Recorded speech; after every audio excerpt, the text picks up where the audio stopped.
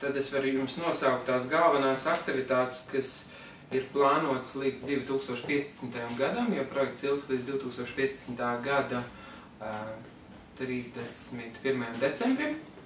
Mozaīkas mājaslapas izstrāde, kas ir vairāk saistīta, lai mēs informētu par organizācijas darbību.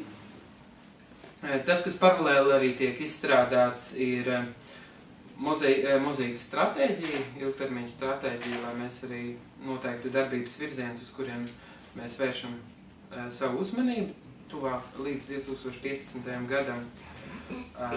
Arī vienlaikus ir plānots apmācības gan mozaīkas biedriem, gan aktīvistiem, gan tiem, kas ir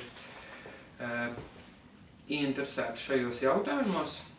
Un līdzīgi tas, kas arī taps nākamgad un tas, kas taps 2015. gadā, ir informatīvais ziņojums par naida noziegumiem Latvijā, kas ir īpaši vērsts pret LGBT cilvēkiem, naida noziegumu un diskriminācijas gadījumu, un arī 15. gadā par LGBT situāciju Latvijā.